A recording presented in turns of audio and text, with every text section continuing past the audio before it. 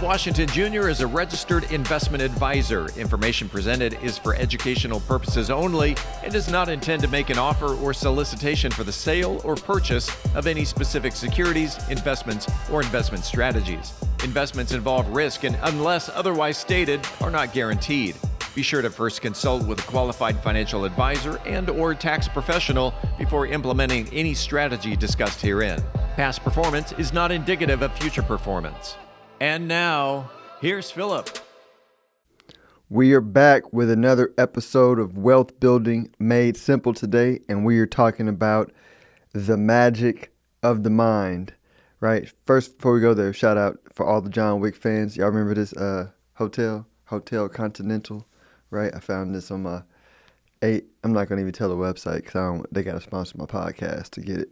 But hit me up offline. I'll let you know. But before we begin this program, I think you need to go ahead and write down your understanding of reality right now so you can have confidence that you can get back to it, because I'm about to lose you, right? We're about to take a ride.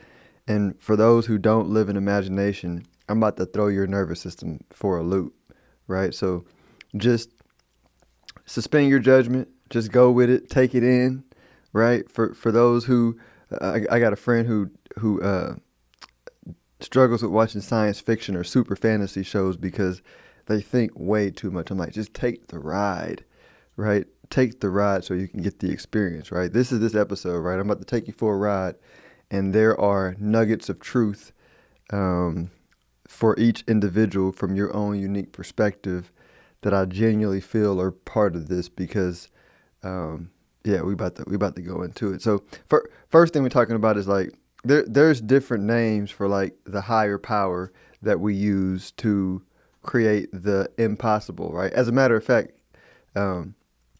Steve and I were just talking before about Elon Musk, and we were talking about him as a character and how I understand him a lot because I feel like he's a super amplified version of my personality in the context of like he walks to the beat of his own drum, right? Not for anybody else, not for vanity metrics, not for social likes, not for social proof, right? He has an idea he's inspired to that has never been created by mankind, and he applies his magic to bringing it forth, right?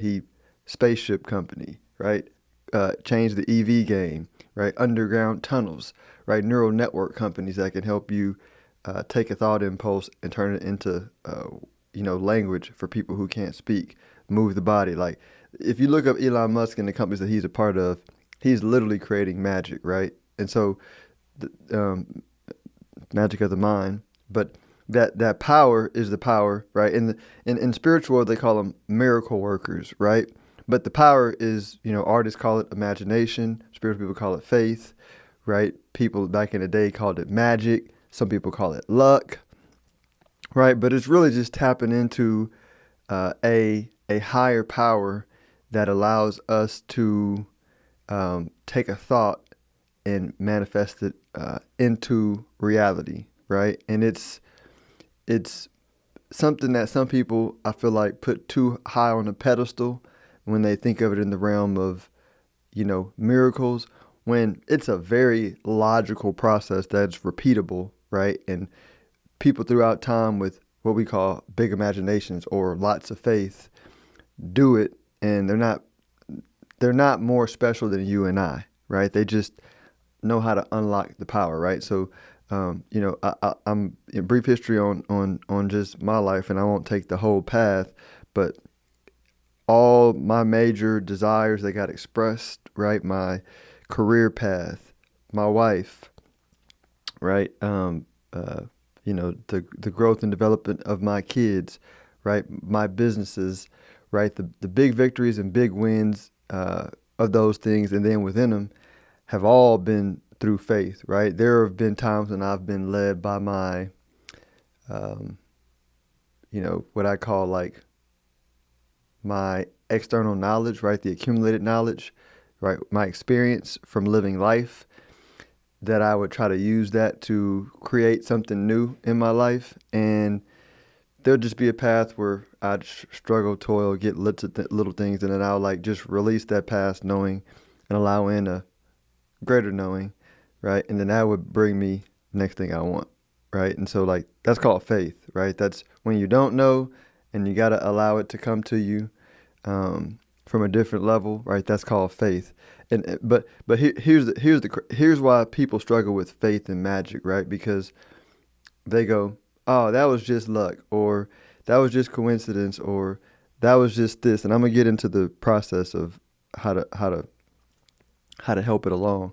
But they'll go, that was just this, or da da da da da. Well, because faith always provides a reason at this level, right? Meaning like if you think about realities, right? If I like to get into the multiverse, quantum physics. This, multiverse, quantum physics is where science and spirituality and magic meets, right? They just go, ah man, forget all these labels, right? We just all understand there's some sort of infinite higher knowing that gets translated into what we call this 3D reality, but like root reality are like the laws of this plane, right? And so the laws of this plane needs a reason. You know what I mean? Like meaning like I give an example. Mankind wants to learn to fly, right? We see birds in the air. We want to fly. Okay. Well, there are certain root assumptions of physical reality in this present moment in time, and in order for us to fly, we have to follow the coding or the internal logic of the system, meaning like we use airplanes that operate within the laws of physics, right? And that allows us to fly, right? It doesn't mean there won't be some other way for us to fly in the future where we learn to bend the rules of gravity, and that's the whole conversation, right? But what it means is there's root reality assumptions that we operate in on this plane. And so faith is just saying, this is what I want, right?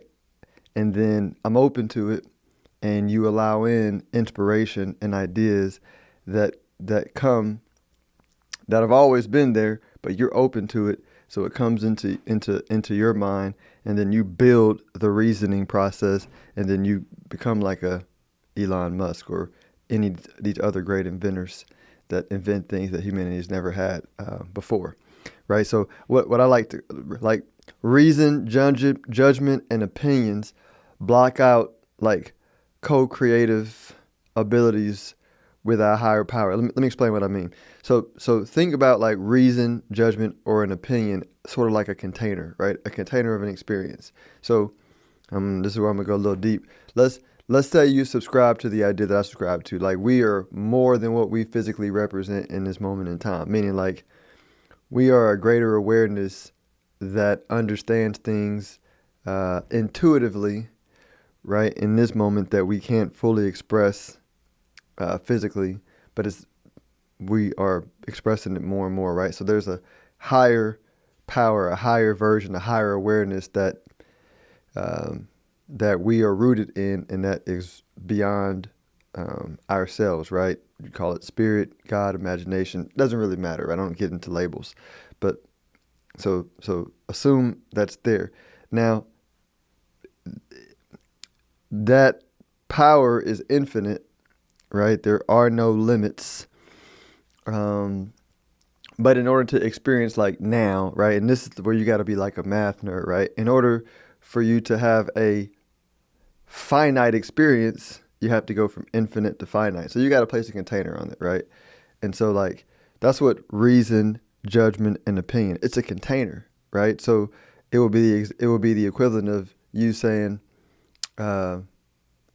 "Hey, we have never lived in a society where government was not in charge of the money." Right? In our history, in our history of our memory, right? We haven't lived in a society, so it's not possible.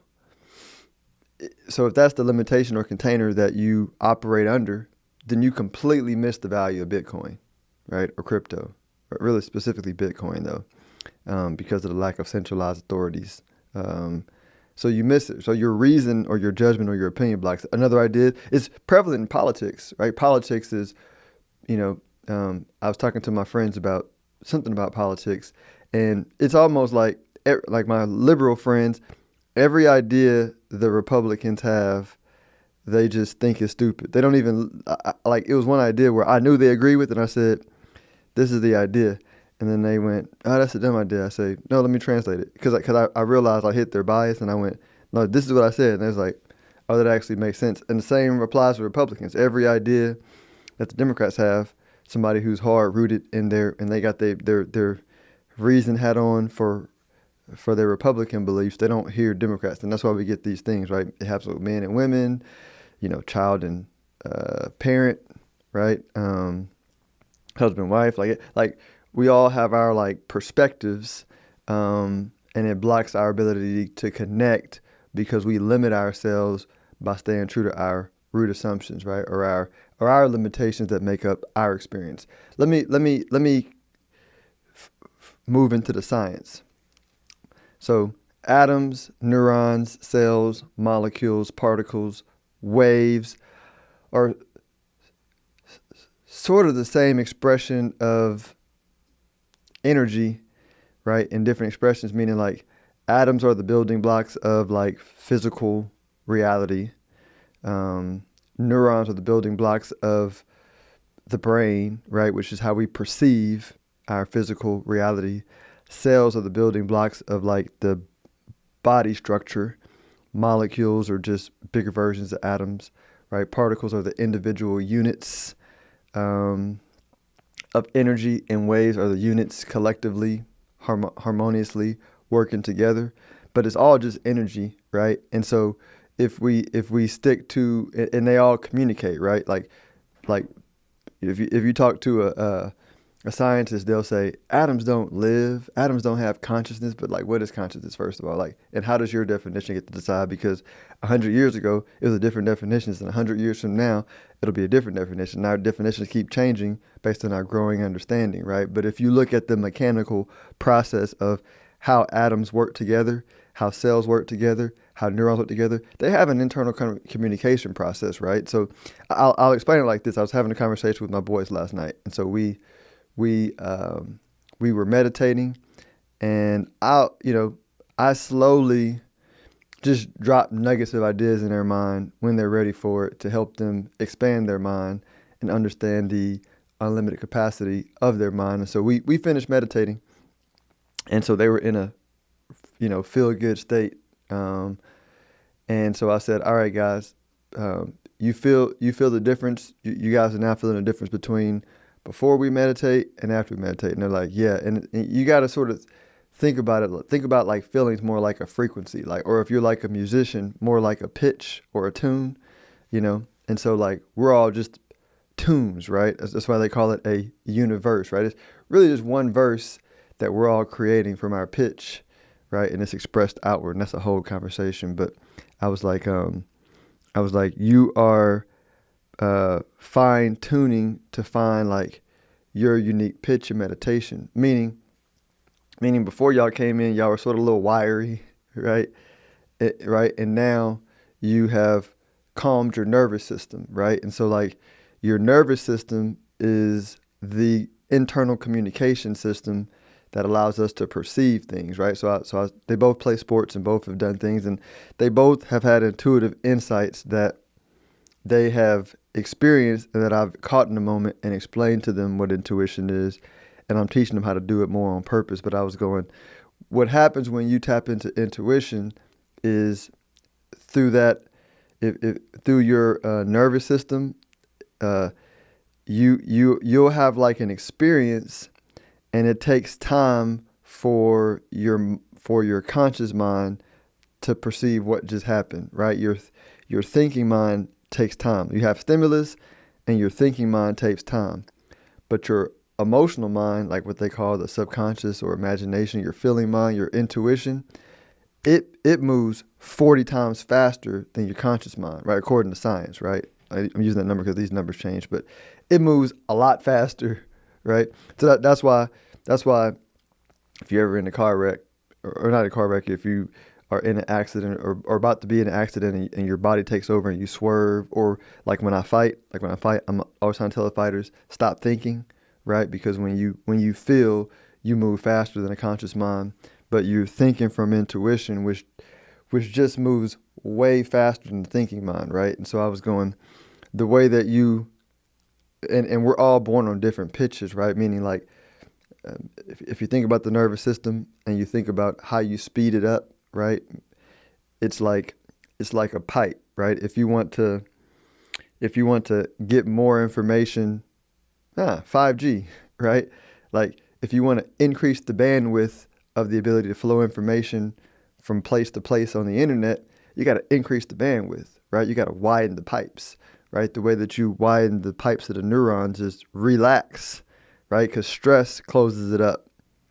Relaxation opens it up, right?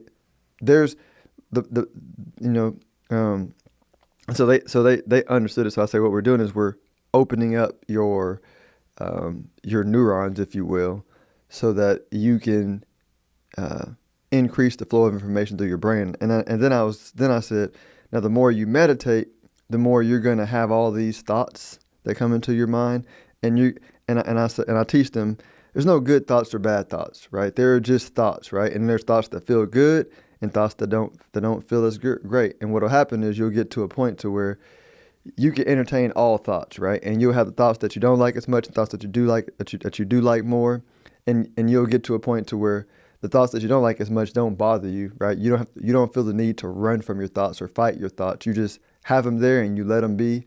And the ones that you like less, you evolve, right? Money, right? You may think about money, and some people get stressed thinking about money. Some people get excited about thinking about money. Money is a neutral topic, right? It's just how you think about it. And so you'll get to a point to where you'll get those thoughts and you'll say, oh, let me evolve this thought. And then it becomes a fun game where you're evolving thoughts, right? And then that becomes easier in real life because people are just a collection of thoughts. Experiences are just, groups of thoughts, right? And so you can have experiences, meet people, do things, and not get triggered into your automatic root assumptions, right? Get triggered into your previous reasoning, right? You can be open and you can sort of see what's going on, and then you can evolve the thoughts. And as you evolve your thoughts, you evolve your experiences, like figuratively and literally, because the way you interact with an experience is the way that, or way you perceive it is the way you see it. Like again, I'm giving a non-metaphysical example. I can look at Bitcoin, and the way I see Bitcoin is completely different than most people on the planet. You know what I mean? I've sat with people and I've explained the benefits of it and how it works for like 2 hours to some people, but the message gets lost in translation because it disrupts their nervous system, right? Their nervous system doesn't allow them to process the information the way that I can because of, right, fear of risk, fear of the future, right, fear of the unknown, right, thinking that they put the technology on a pedestal, it makes it feel hard, all these kind of things that throw them off. But ultimately, like, what I'm saying is super clear. Like, I'm not like, I feel like I can explain Bitcoin like very solid and very clearly, especially when I relate it to real estate in the physical world, right? And there's people who, like, my kids get it. You know what I mean? Like, my kids understand Bitcoin. So it's not a difficult topic. It's just grown-ups grew in a world where this was just not something that they thought of. It's, side note, like, it's the real reason why it's not that future generations have more mental capacity than older generations, right? Because our brains are bigger, right? Which doesn't mean anything, but I'm just saying the older you get, the more you have opinions about things, right? And your opinions block the new understanding. Kids are a blank slate. So I can teach my kids about Bitcoin and cryptocurrencies, and they can understand things natively to the internet that we can't because they look at it from an open perspective, from an open mind, right? And so you feel like you're getting dumber as you get older relative to where the world is going. It doesn't have to be that way. You can just refresh your mind every day on an ongoing basis, and you can keep pace with the flow. So let's move out. So that's here's one of the aspects that I think will help. It's sort of like you get you get a stimulus, right? And then you feel some kind of way, literally, like you get a stimulus and you feel some kind of way. You feel an emotion, right? You feel energy, right? And the energy is neutral, right? Again, going back to you swerve out the way of a car and you avoid a car crash, right? You felt an impulse, right? The impulse was neutral. Had you froze up in fear, you get in a wreck. You relax, you move around it, right? But the feeling is neutral, right? Now, perspective, right? Or feeling, right? The difference between emotion and feeling is infused with our perspective, right? So emotions are neutral from the stimulus. A feeling is the perspective, right? So a feeling, anger, frustration, excitement, joy, love, right? That's infused on how we perceive the data, right? And then how we perceive it is how we express it, right? And so that's the natural flow of information through the nervous system. I think I might come back to dream experiences, codes, and all that kind of stuff towards the end, but I want to get into mankind, right? So here's what happens with mankind. We create our understanding around information passed down to us from generation to generation, but we don't realize it's a limiting perspective, right? We sort of just take history for granted. We say, oh, this is history. This is the way things were told to us. This is how it is. But like, we also equally understand the experiment, and you can do it if you want to. Just go find 5 friends, 10 friends, and tell a secret in one person's ear and let it come back to you and watch how distorted it gets. You know what I mean? So we try to pass along these stories and understandings culturally throughout time across a crazy amount of people, right? And we don't think that the information can get distorted. Of course it got distorted, right? Of course it gets distorted. And so there are as many perspectives of like what happened and how things work as they are people, right? And that's the importance of intuition, because intuition is what taps into a deeper knowing, right? I call it like, or I don't call it, but I've heard somebody call it, and I like the term cellular memory, right? It was one of the things where I was like, oh man, like if we have new cells basically every 11 months, how does the cell keep recreating, right, the body, right? And cellular memory, right? This is nerd stuff, but like, even though it's a different cell, cells are just forms of a deeper entity, right? Atoms make up cells. Cells make up molecules, right? Atoms are parts of waves, right? Waves are, you're gonna keep going to infinity on like what makes up these things. But the point of it is like there's consciousness that holds on to memories of the race mind that we can actually access, and it's called intuition. So and that's how we continue. That's how mankind doesn't completely get lost in our stories, and we continue to reinvent ourselves, because there's always intuitive people living amongst us, right? And there's always people who are developing their intuitive abilities at different levels, and they help us to continue to like, Bible calls it like Tower of Babel, where we build a civilization on our past experience, but it crumbles because that past experience is not like foundational, right? So this is the benefit of intuition. Intuition is sort of the equivalent of like the prophets of the past time, right? Or the wise people or the sages of different cultures. But I'll give a story that sort of explains it, right? And this is a alternative perspective to a controversial story. But I start reading a different story because I start watching this show called Lucifer on Netflix. It's a DC character, but it's a really good story because, I'm, as some people know, preacher's kid, right? So you think of Lucifer as this like bad guy, right? Typical Western civilization thinking is black and white, right? Good or bad.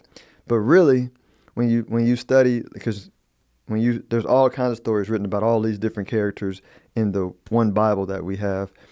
and they're all written as, it would be similar to like comic books today, right? Stories that teach about the soul, the mind, whatever you want to call it, and its evolution. But like the story of Lucifer really is just an idea that creates a new root assumption for civilization to evolve from, right? So like Lucifer's story is he was a rebellious thought, right? In the mind of God, right? Child of God, right? A rebellious thought in the mind of God.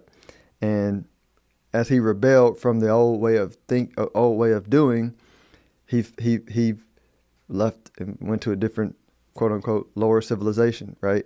And he spent time early on seeking his desires separate from mainstream society's expectations, but also separate from intuition, right? That's the whole story of Tree of Knowledge, right? Separate from intuition or internal knowing. And so when you seek desires separate from internal knowing, you try to do it in your own power, which means if you start off by saying, oh, I see something that I want, I covet it, and I'm going to kill to get it, right? So you go through your path of learning. Maybe I shouldn't have done that. I feel a little guilty, right? So it's his journey of raising his understanding of how to get things until he connects to his inner self, right? His intuition, and then begins to turn his intuition out and loves himself, heals himself through loving himself, past his past mistakes, right? So you go, oh, I did this, that's in the past, I'm going to love myself beyond it. Then he loves his community, right? Brings in his disciples, right? You see where the story is going, right? He has a transformation, gets his disciples, becomes one with his community, and rises to his true self, which is his Christ mind, right? The loving mind, the mind that loves all, right? Jesus tells the story in the Bible, the prodigal son, but most people miss it, right? The story of the prodigal son is the story of Satan's fall from grace, right? And return as Christ, But again, if you take the Bible literally, right? Which, side note, a lot of people on Facebook right now that are using the Bible people use the Bible to justify whatever beliefs they have, slavery, right? They're using it now to justify why Trump is the Antichrist. Some are using it to justify why Trump is the Christ, right? And you go, same verse, right? Different perspective, and they're trying to use it for their own good, but that's just, they're just missing the forest for the trees, right? All these things are helping us do is understand the eternal life cycle of energy, right? Thought to matter, matter to thought. I mean, it's really that simple. And so as we understand that process, we awaken our ability to expand our mind. But here's a way to develop that inner knowing, right? And it really comes down to, I have my boys write out their beliefs, right? So we constantly write out our beliefs. It's sort of like, I think I used the term before, have a strong opinion held lightly, right? So meaning like have confidence in yourself, right? Understand that you have to have biases, opinions, and reasons to live a physical reality, right? You have to go from an infinite mind to a finite mind. But as your life and thinking and experiences, as they begin to not feel the way you want them to feel, right, then you don't need to push against the experience because the experience is just coming from how you're thinking, right? I mean, literally and figuratively, right? And so as you go, okay, I'm getting data that I don't like, right? So that's when you go internal and you go, well, what are my beliefs, right? Making money is hard to me, right? I physically, you look at it, you go, I physically experience my life, money making is hard. And then you go, man, it's actually a belief. Well, and you go, then your mind goes, well, it's a belief because, this experience, that experience, this experience. Right. But I'm saying, like, look over there. People who are making money and it's easy and are not much smarter than you. You know what I mean? So it's just a belief, right? In order to get, so then the mind goes, but I don't know how to get to there. Well, before you get to the how, right? There's no faith. There's no how in faith. Faith is like, let's just first believe it. Let's first believe it's possible. Let's first get some hope, right? And then we'll get some belief, right? And as you gain the belief, you'll get the steps along the way. You'll get the reasons built along the way. But you first got to believe, because that's the conundrum. You can't get the reason before the faith. The faith comes before the reason, right? So you got to believe it, right? And just believe first, right? And don't like just make up incantations when you don't really feel it. Like, just slowly evolve your beliefs upwards, right? Don't try to jump and say, yeah, I believe I have $100 million when you got $2 in your bank account, right? Like, just, and only you know, only you have the integrity to know what's the next evolution of your thought that feel good that you can believe in. But I'm just saying, like, around topics that don't feel good that you want to adjust and change, right? Just be aware of how you feel and just slowly evolve your thoughts upward, right? And then work on, like, relaxing, which opens up your mind, right? And the beliefs are the energy that sends information through that you can consciously receive and then act upon, right? Because again, what's the difference between me and Warren Buffett, right?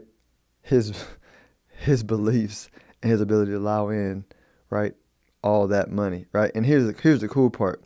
There's no end to inner knowing, intuition, right? It's like the internet. It keeps expanding the more minds plug into it and use it consciously or unconsciously, right? So when you know how to go to the, each moment, all of us are, and this is why I use multiverse, because if you really want to technically go past, present, and future is sort of a mental illusion that we need to have this limitation, right? It's all happening side by side. So, like, the amount of information that we can access through an intuition moment to moment is always changing and evolving, because anybody who's ever existed or ever will exist or exists now is thinking into that mechanism, right? Into that internet mechanism and creating new awarenesses that we can tap into, right? Again, I told you I'm going to take you on a trip, right? But if you listen to it with a clear mind and you were open, right? I feel like your feelings are going to resonate with that, right? You may not consciously follow all the things I'm talking about, because again, I went to outer space, but I have conversations offline. This is what gave me the idea to actually have this conversation on the podcast, because I've been having a lot offline, and more people are like resonating with it, right? They're breaking the mold of the old way of thinking. They're like, no, this makes complete sense, right? I just think everybody thinks they're a weirdo about this in the side. They're like, I feel weird because this resonates. Well, it resonates because because your intuition, right? Your inner knowing that, is older than what we all could even ascertain, right? Understands that we just got this mental experience from mankind built on top that we're sort of scrubbing through, right? Pluto is no longer a planet, right? We're removing all the mental limitations of past experiences. So hope this helps. Until next week, enjoy yourself. Philip Washington Jr. is a registered investment advisor. Information presented is for educational purposes only and does not intend to make an offer or solicitation for the sale or purchase of any specific securities, investments, or investment strategies. Investments involve risk and, unless otherwise stated, are not guaranteed. Be sure to first consult with a qualified financial advisor and/or tax professional before implementing any strategy discussed herein. Past performance is not indicative of future performance.